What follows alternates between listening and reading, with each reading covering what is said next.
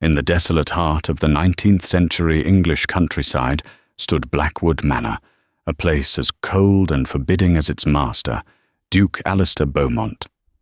They called him the Iron Duke, a man whose heart was said to be buried with his late wife. Servants whispered of his chilling silences and the phantom grief that haunted the estate's halls, causing every governess for his silent daughter to flee in terror. But what happens when a new governess, a young woman with nothing to lose and a spirit that refuses to be broken, arrives at his door? She wasn't looking for love, only survival. She never expected that in the Duke's icy gaze she would find not a monster, but a man desperate to be saved from himself. The carriage wheels groaned in protest as they churned through the thick, cloying mud of the lane leading to Blackwood Manor. Inside, Eleanor Vance clutched the worn handle of her single valise, her knuckles white. Every jolt seemed to echo the frantic beating of her heart. The stories she'd heard in the nearby village of Oakhaven were enough to curdle the blood of a seasoned soldier, let alone a 20-year-old governess whose only worldly experience had been the austere confines of a clergy-run orphanage. They spoke of Duke Alistair Beaumont as if he were a creature of folklore, a man whose soul had been stripped away 5 years prior in the same carriage accident that had claimed his beautiful wife, Duchess Isabella, and their unborn son. Since that day, Blackwood Manor had become his fortress, a tomb of grey stone and perpetual silence, and he, its resident phantom. As the carriage broke through a final line of skeletal trees, the manor revealed itself. It was a Gothic marvel of sharp angles and darkened windows that seemed to stare down like 100 vacant eyes. A cold, persistent mist clung to its stone walls, giving the impression that the house itself was sighing a mournful breath. "This is as far as I go, miss," the driver said, his voice hushed, as if afraid of being overheard by the very stones. "The staff will be expecting you." Eleanor paid him the last of her coins and stepped out. The air was heavy and damp, carrying the scent of wet earth and decay. She took a steadying breath, straightened the collar of her modest grey dress, and walked towards the colossal oak doors. Before her hand could reach the iron knocker, one of the doors swung open with a deep, echoing creak. Standing in the threshold was a woman who seemed carved from the same severe stone as the manor. She was tall and rail-thin, clad in a crisp black dress, her grey hair pulled back into a bun so tight it seemed to stretch the skin of her face. Her eyes, small and dark, raked over Eleanor with unconcealed disapproval. "Miss Vance, I presume." "I am Mrs. Albright, the housekeeper," she announced, her voice as crisp and cold as a winter morning. "You are late. The Duke does not appreciate tardiness." "My apologies, Mrs. Albright. The roads from London were quite poor," Eleanor replied, refusing to let her voice tremble. Mrs. Albright merely sniffed, a sound of profound dismissal. "Follow me. Your things will be collected." She led Eleanor through a cavernous great hall. Suits of armour stood like silent sentinels along the walls, their metal visages seeming to follow her every move. The air inside was colder than it had been outside, thick with the smell of beeswax and something else, an underlying scent of sorrow. The silence was absolute, broken only by the sharp click of Mrs. Albright's heels on the marble floor. Servants scurried in the periphery, their heads bowed, their eyes fixed on their tasks, vanishing into shadowed corridors like mice. No one spoke. No one smiled. They ascended a grand, sweeping staircase, the portraits of stern-faced ancestors watching their progress. "Your charge is Lady Rosalind," Mrs. Albright stated, not bothering to look back. "She is 5 years old. She does not speak. Her last 3 governesses lasted a fortnight, a week and 2 days respectively. They found they were not suited to the quiet temperament of this household. It was a thinly veiled threat. Eleanor's room was in a far wing of the manor. It was clean and spacious, but stark, with heavy velvet curtains that blocked out what little light the afternoon offered. A small, unlit fireplace promised little comfort against the pervasive chill. "You will dine here, in your room. Your duties begin in the morning. Lady Rosalind's nursery is at the end of this hall. Lessons are from 9 until noon and 2 until 4. You will not disturb the Duke. You will not venture into the West Wing. Is that understood?" "Perfectly," Eleanor said, her chin held high. Mrs. Albright gave a final, withering look and departed, closing the door with a definitive click that felt like a cell door locking. Eleanor sank onto the edge of the stiff mattress, the silence of the room pressing in on her. She had to make this work. There was no family to return to, no money to fall back on. This desolate place was her last and only hope.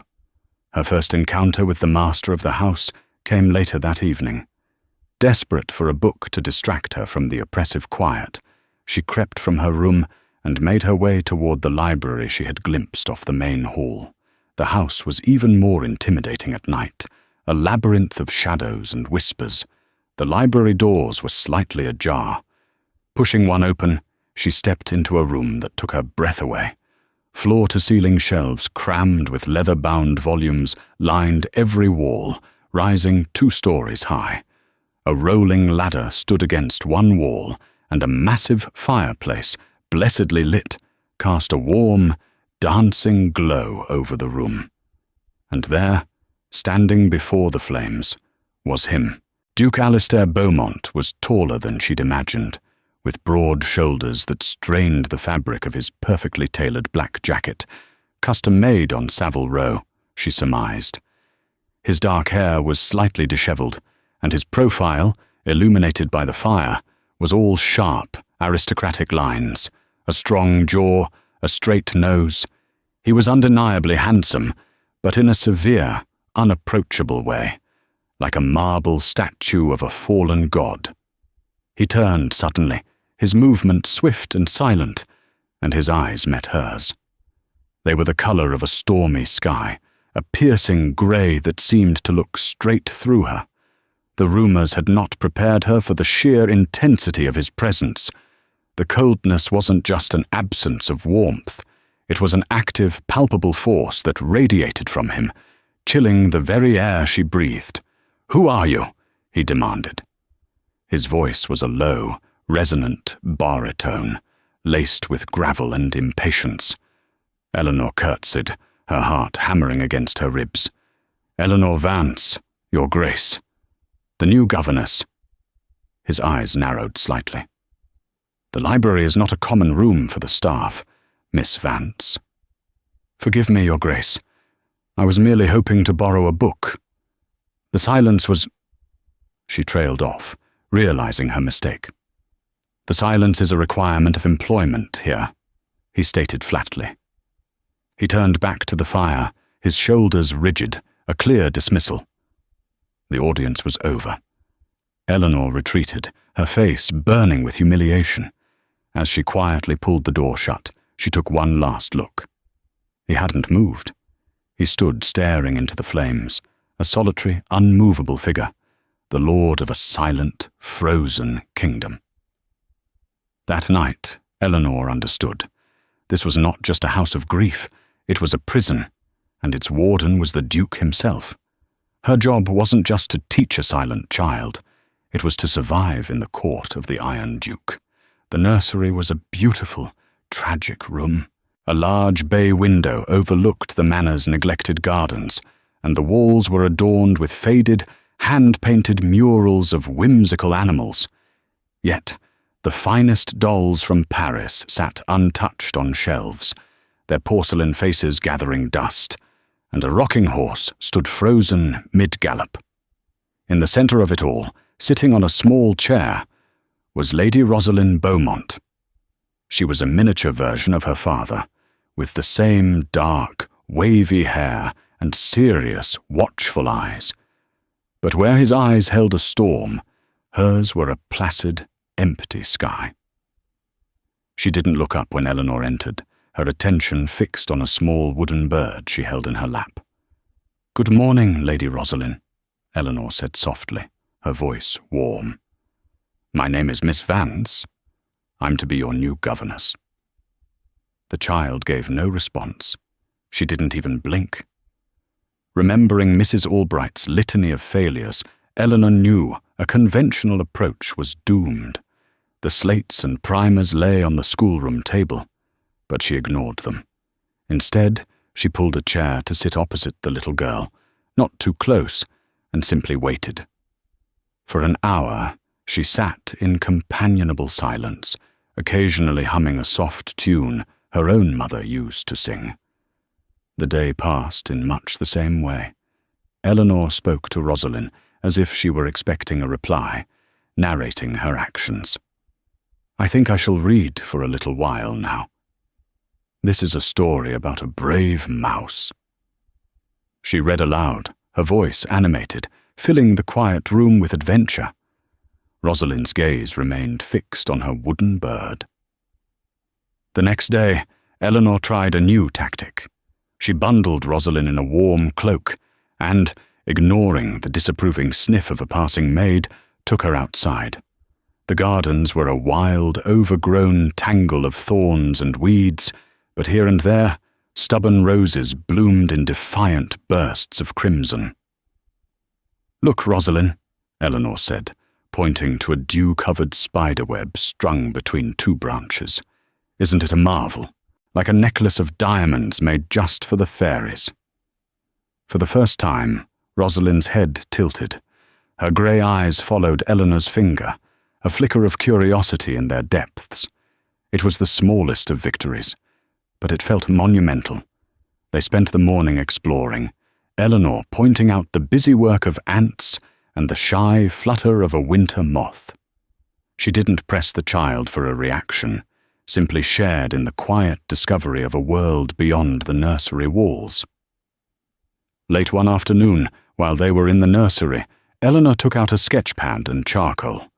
She began to draw the room, exaggerating the features, making the rocking horse look as if it were about to leap off the page. Rosalind watched, her little hand still clutching the wooden bird, but her stillness was different now. It was attentive. Suddenly, a shadow fell over them. Eleanor looked up to see the Duke standing in the doorway, his imposing frame filling the space. His expression was unreadable. She hadn't heard him approach. "What is the meaning of this?" he asked, his gaze sweeping over the discarded lesson books and landing on her sketchpad. "This is not education. This is recreation." Eleanor rose slowly to her feet. "Your Grace, Lady Rosalind has not responded to traditional methods. I believe her mind needs to be engaged before it can be instructed." He took a step into the room, his stormy eyes fixing on his daughter. Rosalind had frozen, her tiny shoulders tense, her gaze dropping back to her lap. The Duke's presence had extinguished the tiny spark Eleanor had worked so hard to kindle. A wave of anger, swift and protective, washed over Eleanor. "She's a child, not a failed project," she said, her voice low but firm. Alistair's head snapped toward her, his eyes flashing with surprise, and something else, annoyance. No one spoke to him that way. "You are the governess, Miss Vance. You will follow a curriculum." "A curriculum is useless if the student is unreachable," she countered, her courage surprising even herself. "If you wish for me to fail like the others, I will gladly return to the slates and the silence." He stared at her, a long, charged silence stretching between them. She expected to be dismissed on the spot. His jaw was tight, a muscle twitching in his cheek. He looked from Eleanor's defiant face to his daughter's bowed head. He saw the sketch pad, the half-finished drawing of a comical horse, and the charcoal stick still in Eleanor's hand. For a fleeting moment, a memory surfaced. Isabella, laughing, trying to draw his portrait and making him look like a disgruntled gargoyle. He pushed it down, the pain a familiar, unwelcome guest. "Continue," he said, the word clipped and abrupt. He turned on his heel and strode away, his footsteps echoing down the long, empty corridor. Eleanor let out a breath she hadn't realized she was holding. Her legs felt weak. She had challenged the Iron Duke and survived. When she looked back at Rosalind, the little girl was looking at her. Not at her sketchpad, not at the door where her father had disappeared, but directly at her. In the depths of those quiet grey eyes, Eleanor saw a flicker of something new. It wasn't curiosity or interest. It was trust. A week later, another encounter occurred. Eleanor, believing the Duke to be away on business in London, had taken Rosalind to the Manor's abandoned ballroom. Sunlight streamed through the grimy arched windows, illuminating dust motes dancing in the air. "They say this was the most beautiful room in the whole county," Eleanor told Rosalind, her voice echoing in the vast space. "Imagine it filled with music and ladies in beautiful gowns." She took Rosalind's small hands and began to hum a waltz, guiding the little girl in a slow, clumsy circle. Rosalind's feet stumbled, but she didn't pull away. A tiny ghost of a smile touched her lips. It was in that moment that the Duke returned. He stood in the arched doorway, having dismissed his carriage at the stables, and entered through a side door. He was still in his travelling coat, and he watched the scene before him, unseen. He saw his daughter, his silent, unreachable daughter, being spun in the dusty sunlight by the young governess. He saw the hint of a smile on her face, a sight he had not witnessed in 5 years. The pain that always coiled in his chest loosened its grip, just for a second. He saw not a derelict ballroom, but a memory of another dance, with Isabella in his arms, her laughter echoing where now there was only silence. But this new image of Eleanor and Rosalind didn't feel like a betrayal of that memory. It felt like a continuation. A different song, perhaps, but music nonetheless. He stepped back into the shadows before they could see him, a strange and unfamiliar warmth spreading through his chest. It was a fleeting, confusing sensation, but it was there. The ice around his heart, thick and impenetrable for 5 long years, had just sustained its first definite crack. Eleanor's small successes with Rosalind didn't go unnoticed, and they were not universally welcomed. Mrs. Albright, in particular, observed the growing bond between the governess and her charge with a look of sour malevolence. The housekeeper, who had long ruled the manor's staff through fear and intimidation, saw Eleanor's influence as a direct challenge to her own authority. The sabotage began subtly. Important school supplies would go missing from the nursery, only to be found later by Mrs. Albright, in a place Eleanor was certain she had already looked. A fire would mysteriously fail to be lit in Eleanor's hearth on the coldest nights. The servants, who had begun to thaw slightly towards Eleanor with timid smiles, once again became skittish and avoidant, their eyes darting away whenever she approached. She knew Mrs. Albright was behind it, poisoning the well, reinforcing the narrative that Eleanor was an outsider who did not belong. Whispers followed Eleanor down the corridors. She would catch snippets of conversations that would cease the moment she entered a room. They were always about the late Duchess, Isabella. So full of life she was, a laugh like silver bells. The Duke was never the same after the accident. The accident. It was the dark heart of Blackwood Manor's sorrow. Eleanor learned from a young, nervous housemaid named Mary that the Duchess had been thrown from her carriage when a wheel broke on the old London road. The Duke had been driving. This fact was always delivered in a hushed, fearful tone. The unspoken implication was clear. The master of the house was responsible for its endless grief. One rainy afternoon, while searching for a book on botany in the library, Eleanor's fingers brushed against a section of the wall that was panelled in dark, polished wood. A slight indentation, a hidden seam. Her curiosity overriding her caution, she pressed. A section of the bookshelf swung inwards, revealing not a secret passage, but a small, private study. It was clearly the Duke's sanctuary. A large mahogany desk was littered with papers, and a half-empty glass of brandy sat beside a silver letter opener. But it was what hung above the fireplace that held her captive. It was a portrait of Duchess Isabella. She was breathtakingly beautiful, with hair the colour of spun gold and eyes the vibrant blue of a summer sky. She was smiling, a radiant, joyful expression that seemed to light up the dark, masculine room. Beside her, his arm around her waist, was the Duke. But it was a Duke Eleanor had never seen.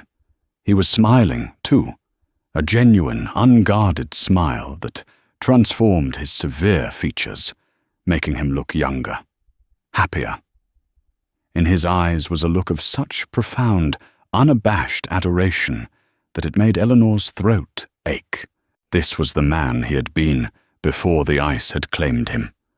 A deep wave of sadness washed over her, not just for him, but for the ghost of the woman in the painting. As she stood there, mesmerized, she noticed a door on the far side of the study. It was a heavy, iron-banded door, and it was locked. Unlike the other doors in the manor, this one seemed to feel cold. A sense of profound melancholy seemed to radiate from the wood, a silent, ceaseless cry of pain. This, she surmised, must be the entrance to the forbidden west wing. It is considered rude to enter a gentleman's private study without permission, Miss Vance. The Duke's voice, low and dangerous, cut through the silence. Eleanor spun around, her heart leaping into her throat. He was standing right behind her, having entered from the library without a sound. His face was a thunderous mask, his grey eyes colder and harder than she had ever seen them. "Your Grace, I apologize. The panel was open. I didn't mean to intrude," she stammered. His gaze followed hers to the portrait, and his expression tightened, the flicker of pain so intense it was almost visible. Then he looked at the locked door to the west wing, and a shutter came down over his features, making them utterly unreadable. "My study, and everything in it, is private," he said, his voice dropping to a near whisper that was more menacing than any shout. "Do not forget your place again." He was deliberately cruel, using the words to remind her she was nothing more than an employee. Humiliation warred with a strange pang of sympathy. She curtsied stiffly and fled to the room, his icy glare boring into her back. Yet, something had shifted. Her trespass, which should have resulted in her immediate dismissal, did not. Instead, the Duke began to seek her out. He would appear in the nursery under the guise of observing Rosalind's lessons, or intercept her in the gardens, ostensibly to discuss the curriculum. Their conversations were brief, formal, and always centered on Rosalind. But beneath the surface, a current of something else flowed. His questions about his daughter were really questions about Eleanor. He asked about the books she was reading to Rosalind, the songs she was teaching her. He was studying her, trying to understand the woman who had managed to penetrate the walls of silence he had so carefully constructed. One evening, he found her in the library, where she now felt she had a tentative right to be. She was reaching for a book on a high shelf. "Allow me," he said, his voice startling her. He was suddenly beside her, his tall frame blocking the light. He reached up his arm brushing against hers, and effortlessly retrieved the volume. The fleeting contact sent a jolt of warmth through her. "Thank you, Your Grace," she breathed. He held the book, his long fingers resting on the leather cover. "Do you believe in ghosts, Miss Vance?" he asked, his question so unexpected it caught her completely off guard. "I believe that some people and places are haunted by memories, Your Grace, that they can be as real as any spectre." He looked at her, his stormy eyes searching her face. "A very diplomatic answer," he said, a ghost of a smile, the first she had ever seen directed at her, touching his lips. It vanished as quickly as it appeared. He handed her the book and walked away, leaving her with a racing heart and the distinct feeling that he was not just haunted by a memory, but drowning in it. The breakthrough, when it came, was as quiet and unassuming as Rosalind herself. It was a late afternoon, with the sky outside the nursery window painted in shades of lavender and rose. Eleanor was not teaching or drawing. She was simply sitting by the fire, mending a tear in one of Rosalind's small dresses, humming a simple folk song. Rosalind was on the floor, arranging a set of wooden farm animals into a neat row. Eleanor had just finished a verse when the humming stopped. The silence felt different. She looked down to see Rosalind staring at the little wooden bird she always carried, turning it over and over in her small hands. Her brow was furrowed in concentration. Then a small, clear voice filled the room. "Her wing is broken." The words were so soft, Eleanor almost thought she had imagined them. She froze, her needle poised in mid-air. She looked at Rosalind, whose grey eyes were now lifted to meet hers, filled with a solemn concern. "What did you say, my dear?" Eleanor whispered, barely daring to breathe. "The bird," Rosalind said, her voice a little stronger this time. She held it out for Eleanor to inspect. "Her wing. It's broken." Eleanor's heart swelled with a feeling so powerful it almost brought tears to her eyes. She carefully took the bird and examined the tiny wooden appendage. A small splinter of wood had indeed chipped off, making one wing look jagged and incomplete. 5 years of silence, broken for a toy bird. "You are right, Rosalind," Eleanor said, her voice thick with emotion. "It is broken. But I think we can fix it." At that exact moment, the nursery door opened. The Duke stood on the threshold, a sheaf of papers in his hand. He had come to discuss an estate matter with his steward, and had been on his way back to his study. He had stopped, drawn by the unaccustomed sound of 2 voices coming from the nursery. He had heard his daughter speak. The papers slipped from his grasp and scattered across the polished floorboards. He stared, his face pale, his stormy eyes wide with disbelief. He looked at Rosalind, who was now watching him with a new, tentative openness, and then at Eleanor, who was smiling through her unshed tears. In that moment, the carefully constructed dam of Alistair's control shattered. The grief, the guilt, the despair he had held at bay for 5 long years washed over him, but this time it was pierced by a ray of light so brilliant it was painful. He saw his daughter, his living, breathing daughter, returned to him from the silent land where she had been lost. He didn't speak. He simply crossed the room in 3 long strides, knelt before his daughter's chair, and pulled her into his arms. He held her tightly, burying his face in her dark hair, his broad shoulders shaking with silent, racking sobs. Rosalind, startled at first, slowly lifted her small arms and wrapped them around her father's neck, holding on as if she, too, had just found something she thought was lost forever. Eleanor watched them, her own tears now flowing freely down her cheeks. She felt like an intruder on a moment of profound, sacred reunion. She quietly began to gather the scattered papers, intending to slip away and give them their privacy. "Don't go." The Duke's voice was ragged, choked with an emotion he made no attempt to hide. He had released Rosalind, though he still held her small hands in his. He looked up at Eleanor, and the raw, unguarded gratitude in his eyes struck her with the force of a physical blow. The Iron Duke was gone. In his place was a man stripped bare, his pain and his hope laid open for her to see. "Thank you, Miss Vance," he said, his voice low and hoarse. "Thank you." That evening, a footman delivered a message to Eleanor's room. It was a simple, crisp note on the Duke's personal stationery. "Miss Vance, you will do me the honor of joining me for dinner this evening. 8 o'clock. Beaumont." The invitation sent a shock wave through the household staff. The Duke had not taken a meal with anyone, save for the occasional dreaded dinner with his solicitor, in 5 years. He had certainly never invited a member of his staff to his private table. Mrs. Albright received the news with a face like thunder, her lips pressed into a thin, white line of fury. To her, this was not just a breach of protocol, it was a declaration of war.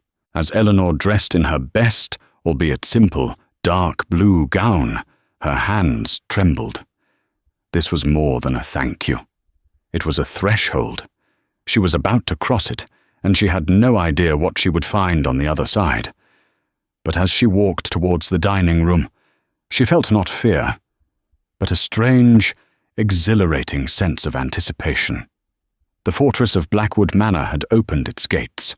The dining room at Blackwood Manor was a grand, sombre affair, dominated by a long, polished table that could easily seat 30.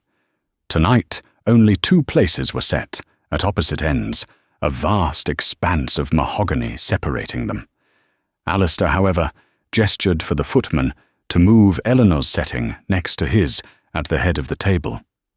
The small act of intimacy was more shocking to the serving staff than the invitation itself. The meal began in a tense silence, the only sounds the clinking of silver against fine Wedgwood china. Alistair seemed to be wrestling with himself, his usual cold composure gone, replaced by a restless energy. Finally, he put down his fork and turned to her. "She spoke of you after you left the nursery," he said, his voice quiet. "She said, 'Miss Vance is kind. She listens to the birds.'" Eleanor smiled.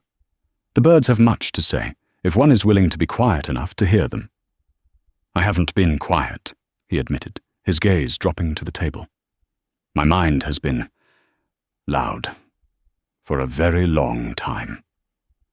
As the dinner progressed, the dam of his reserve began to break. Fueled by wine and the unfamiliar relief of conversation, he began to talk. He spoke of his childhood at Blackwood, a lonely existence brightened only by his books. And then he spoke of Isabella. "She was like the sun," he said, his voice thick with memory. "I was this gloomy, Gothic ruin, and she filled every dark corner with light and laughter. She loved this house, but she hated the silence. She was always trying to fill it with music, with parties, with life." He fell silent, swirling the deep red wine in his glass. "The day of the accident, we had argued. A foolish, meaningless quarrel about a trip to Paris she wanted to take. I was being possessive, unreasonable. My last words to her were spoken in anger." His voice cracked. "I was driving," he continued, his confession a tormented whisper. "I was distracted, still furious. I didn't see the washed-out section of the road until it was too late. The wheels shattered, the carriage overturned. I woke up in the mud with her lying beside me. She was gone, and our son, he was gone too." Tears welled in his eyes, and he didn't bother to hide them. "The doctors said it was a faulty axle, a tragic accident. But I know the truth. my anger, my carelessness. It killed her. I have been serving a life sentence for it ever since." Eleanor's heart ached for him. "An accident is a tragedy, Your Grace," she said softly, reaching across the small space between them and placing her hand over his. "It is not a crime. Guilt is a prison we build for ourselves." He flinched at her touch, but he didn't pull away. He turned his hand over and laced his fingers with hers, his grip surprisingly tight. "And you, Miss Vance, what prison did you escape from to come here?" So she told him. She spoke of her quiet, scholarly father, a country vicar, and her gentle mother. She told him of the fever that had taken them both within a week of each other, leaving her orphaned and penniless at 17. She spoke of the cold charity of the orphanage and the desperation that had led her to accept a position at a place everyone warned her away from. They talked for hours, the food growing cold on their plates, the candles burning low. For the first time, they were not Duke and Governess, but simply Alistair and Eleanor, two lonely souls finding solace in the shared geography of their pain. A fragile, tentative intimacy bloomed between them, as delicate and beautiful as a winter rose. The dinners became their ritual. The rest of the household faded into the background. There were stolen moments in the library, long walks through the frosty gardens with Rosalind playing nearby, her laughter now a frequent and welcome sound. Alistair began to smile again, small, rusty smiles that Eleanor treasured like jewels. The staff watched in amazement as the Iron Duke began to melt, the harsh lines of his face softening, the storm in his eyes calming to a gentle rain. But as the light returned to Blackwood Manor, the shadows in one corner grew darker and more twisted. Mrs. Albright watched it all, her heart a knot of cold, venomous jealousy. She had served the Beaumont family her entire life, loving Alistair from afar with a fierce, possessive obsession. She had tolerated Isabella as a necessary vessel for the family line. But this governess, this nobody, this usurper, was a different matter entirely. Eleanor was not just winning the Duke's affection, she was healing him. And in doing so, she was taking away the one thing Mrs. Albright had cherished most, his tragic, noble suffering, a state in which she, and only she, could be his silent, devoted custodian. Her mind began to work, plotting, searching for a way to extinguish this new flame and plunge the Duke and the manor back into the familiar, controllable darkness she preferred. She began to rifle through Eleanor's meager belongings, searching for a weakness, a secret, a single thread she could pull to unravel everything. And in the bottom of a small writing case, tucked away beneath old letters from the orphanage matron, she found it. A letter from a young man, a fellow orphan, written years ago, filled with youthful, romantic declarations. It was innocent, but in Mrs. Albright's twisted hands, it would become a devastating weapon. The blow came without warning. Eleanor was in the gardens with Rosalind, showing her how to identify the first brave snowdrops pushing through the frozen earth. She was happier than she had been in her entire life. The oppressive chill of Blackwood had been replaced by a nascent warmth that emanated not just from the slowly thawing ground, but from the heart of its master. Last night, Alistair had taken her hand as they'd stood by the library fire, and instead of just holding it, he had raised it to his lips. The gesture was chaste, but it held the weight of 1,000 unspoken words. A footman approached, his face grim. "Miss Vance, the Duke requires your presence in his study. Immediately!" The tone of his voice sent a sliver of ice down Eleanor's spine. She took Rosalind back to the nursery, promising to return soon, and made her way to the west side of the house. The door to the Duke's private study was open. Alistair was standing with his back to her, staring out the window at the bleak winter landscape. The very posture of his body was different. The ease he had found in recent weeks was gone, replaced by a terrible, familiar rigidity. When he turned to face her, her heart plummeted. The Iron Duke was back. His face was a mask of cold fury, his grey eyes glacial. The warmth, the vulnerability, the burgeoning love she had seen there. It was all gone, erased as if it had never been. "Your Grace," she whispered, her voice trembling. "I have been made aware of certain facts regarding your character, Miss Vance," he said, his voice dangerously low and controlled. "It seems I have been a fool. A blind, sentimental fool." He strode to his desk and picked up a piece of paper, holding it out to her. It was a letter. Eleanor's blood ran cold as she recognized the handwriting. It was from Thomas, a boy she had grown up with at the orphanage, written 3 years ago. But the words were wrong. They were twisted, vulgar parodies of the innocent affection he'd expressed. "Once you have the old Duke snared in your trap, my love, you shall send for me, and we will enjoy his fortune together. His grief has made him a ripe target for a clever girl like you." This is a forgery," Eleanor gasped, horrified. "I have never seen this before in my life. The letter Thomas wrote me." "Was it also a forgery when you accepted money from him?" Alistair cut in, his voice like the crack of a whip. He threw a small, leather-bound ledger onto the desk. It was open to a page detailing household expenses. Mrs. Albright's spidery script documented several payments to a London address. Payments, she had claimed, were for special orders of scholastic materials for the nursery. The address was one where Thomas had briefly lodged. "Mrs. Albright brought this to my attention," Alistair said, his words dripping with contempt. "She has been suspicious of you from the start. A concern for my welfare I was too foolish to heed. You played your part brilliantly, I'll grant you that. The concerned governess, the gentle soul. You preyed on my grief, on my daughter. You used her silence as your key to unlock my trust, and my coffers." Every word was a dagger to Eleanor's heart. She looked past him and saw Mrs. Albright standing in the shadows of the doorway, a look of quiet, vicious triumph on her face.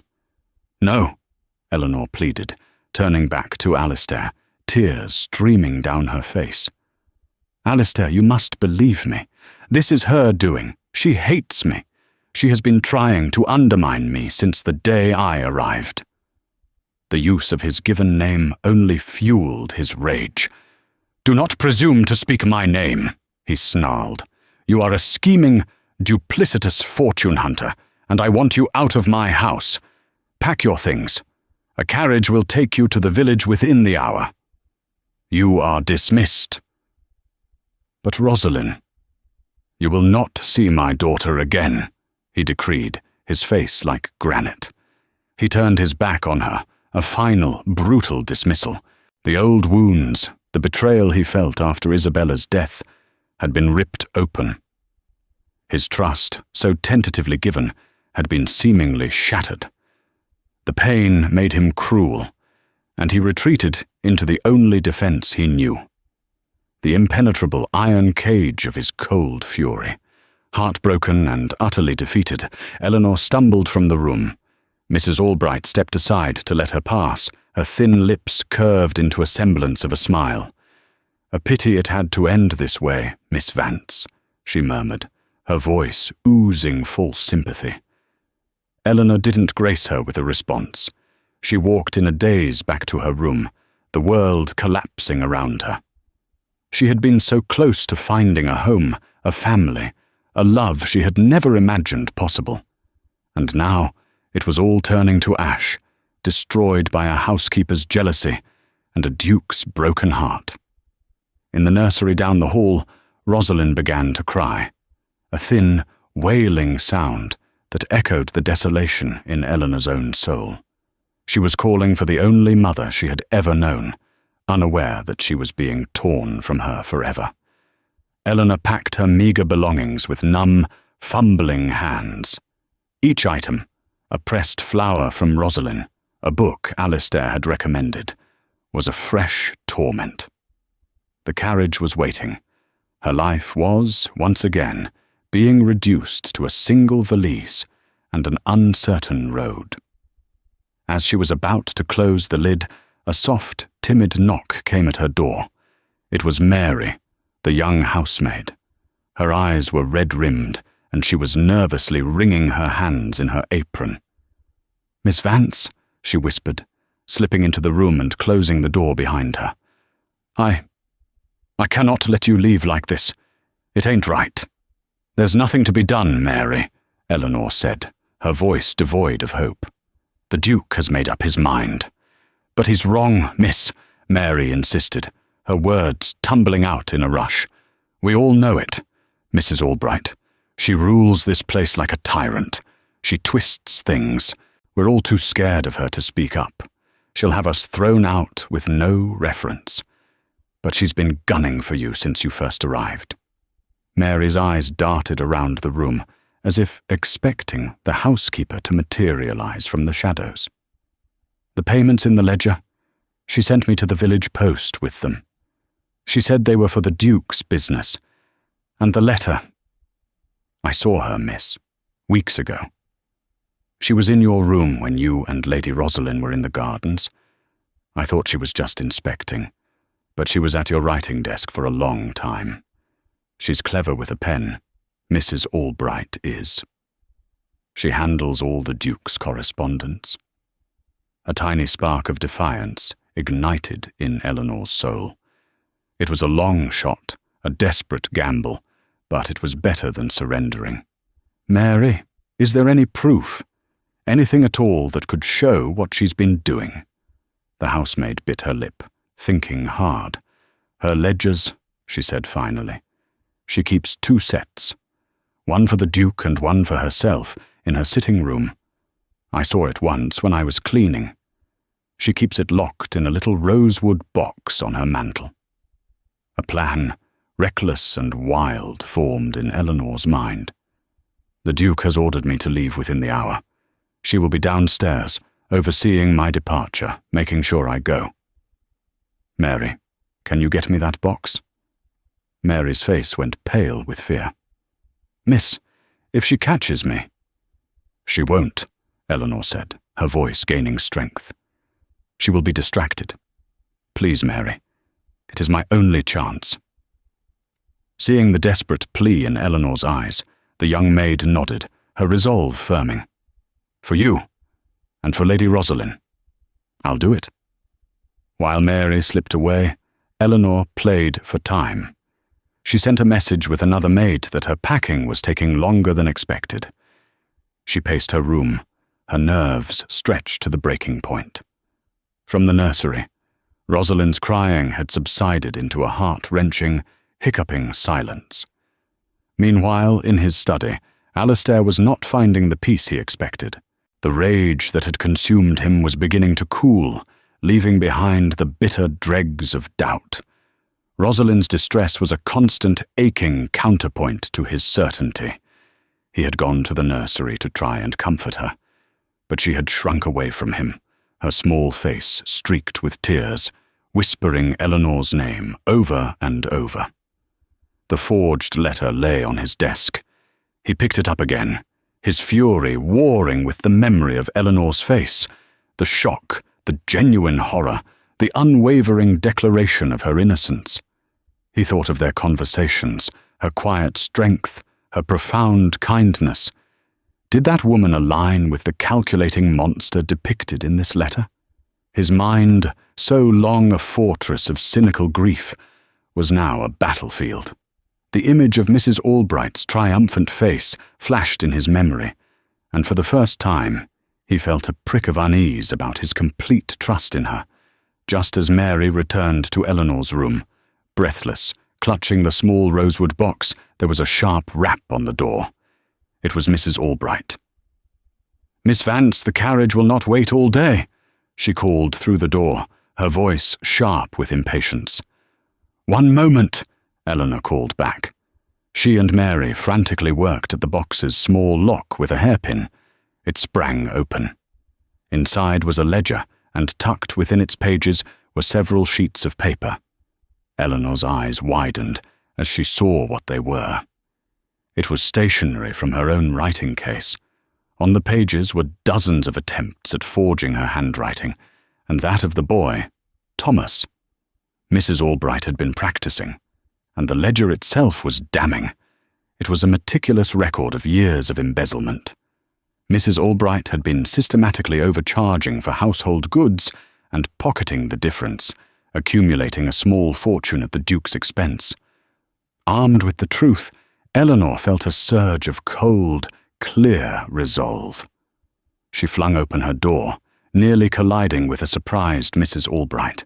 "I believe the Duke will want to see this," Eleanor said, holding up the box and its contents.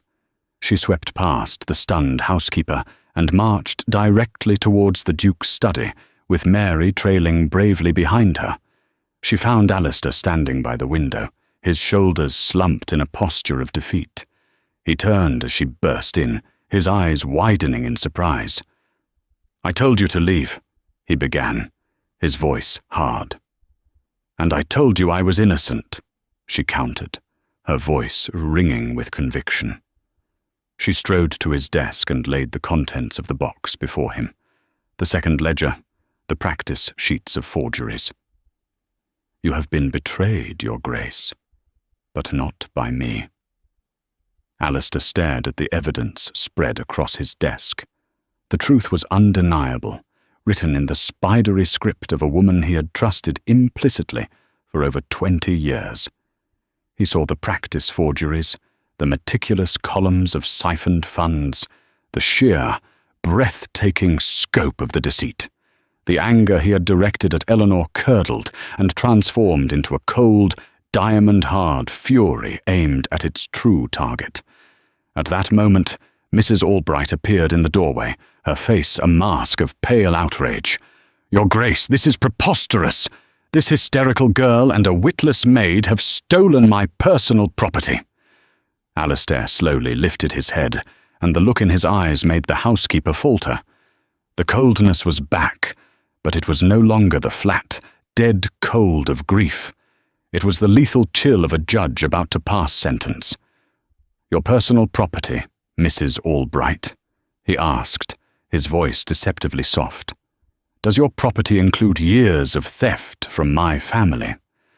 Does it include a calculated, malicious campaign to destroy an innocent woman and torment my child?" He held up one of the forged practice sheets. "Is this your property? Your diligent little hobby?" The colour drained from Mrs. Albright's face. She opened her mouth, but no words came out.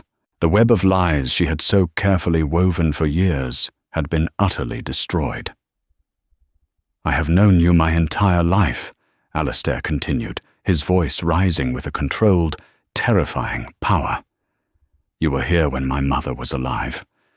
I trusted you with my home, with my child, with my grief, and you used it all as a weapon. You fed my misery, you encouraged my isolation, because a broken master was easier to control. You saw a flicker of light in this house, and you did everything in your power to extinguish it." He rounded the desk, his tall frame looming over her. "You will be gone from Blackwood by sunset. Every last one of your belongings will be searched before you leave. If you are ever seen on my lands again, I will have you arrested for fraud and conspiracy. Now get out of my sight." For a moment, the housekeeper's composure cracked, and a look of twisted, pathetic desperation crossed her features. "I did it for you," she hissed, her voice cracking. "She was not worthy of you." "You know nothing of what I am worthy," Alistair said, his voice dropping to an icy whisper. "Now go." Defeated, Mrs. Albright seemed to shrink. With a final, venomous glare at Eleanor, she turned and walked away, her reign of silent terror over at last. The study fell silent. Alistair, Mary, and Eleanor were the only ones left. He turned to the young maid, his expression softening. "Mary, you have shown a courage and loyalty that will not be forgotten. From this moment on, you will report to the new head housekeeper. Yourself. See to the details with my steward in the morning." Mary stared, wide-eyed, then broke into a tearful, grateful smile, and curtsied deeply before scurrying from the room, leaving Alistair and Eleanor alone. Alistair turned to Eleanor, and the full weight of his shame and regret was visible on his face. The iron mask was gone, leaving only a humbled, heartbroken man. "Eleanor," he began, his voice thick with emotion. "There are no words. 'I'm sorry' is a pathetic, inadequate sentiment for what I have done. I allowed my own demons, my own brokenness, to make me a monster. I hurt you. I almost destroyed the best thing that has ever happened to this house, to me." He stepped towards her, his eyes pleading. "I don't deserve your forgiveness, but I am begging for it all the same. I was so lost in the past, so terrified of being hurt again, that when I saw a chance at happiness, I destroyed it myself. I love you, Eleanor. I think I have been falling in love with you since the day you stood up to me in the nursery. You brought my daughter back to me, and then you brought me back to myself. Please, don't leave." Tears streamed down Eleanor's face, but they were not tears of sorrow. They were tears of relief, of overwhelming love. "I told you once that guilt is a prison we build for ourselves," she said softly. "It's time to tear down the walls, Alistair. For good." He closed the distance between them and gently framed her face with his hands, his thumbs wiping away her tears. "Is that a yes?" he whispered. "It's a yes," she confirmed, her voice choked with happiness. He lowered his head and kissed her. It was not a kiss of tentative hope, but of profound certainty. It was a kiss that promised a future, that sealed a bond forged in sorrow and redeemed by love. It was the final banishment of the ghosts of Blackwood Manor. He pulled back, a genuine, unguarded smile transforming his face, the smile she had seen in the portrait. "There is one more thing," he said. He took her hand and led her from the study. They walked past relieved, smiling servants, up the grand staircase, and straight to the nursery. He pushed the door open. Rosalind was sitting on her bed, her small face pale and tear-stained. When she saw Eleanor, her grey eyes widened. "Miss Vance?" she whispered, her voice trembling. "I'm here, my love," Eleanor said, rushing to the bed and enveloping the little girl in a hug. Alistair knelt beside them, placing his hand over both of theirs, creating a circle of 3. "Miss Vance is not leaving, Rosalind," he said, his voice clear and steady. "She is going to stay with us, forever, if she'll have us." Rosalind looked from her father's loving face to Eleanor's, a slow, wondrous smile spreading across her own. For the first time, the nursery did not feel like a sad, beautiful room. It felt like the heart of a home, finally, truly, alive. And so, the cold Duke of Blackwood Manor found his desire for love awakened, not by a grand lady of society, but by a young governess whose true wealth was in her courage and her capacity for kindness. The story of Alistair, Eleanor, and Rosalind became a quiet legend in the county, a testament to the fact that even the most frozen hearts can thaw, and the most haunted houses can become homes filled with laughter. They proved that love isn't about forgetting the past, but about having the strength to build a new future, one where even the deepest scars can be healed by the light of a shared dawn. What did you think of this story of love conquering grief? If you were moved by Eleanor's resilience and Alistair's redemption, please let us know in the comments below. And don't forget to hit that like button. Share this video with someone who loves a story of second chances, and subscribe for more tales of drama, love, and sweet revenge. Thank you for listening.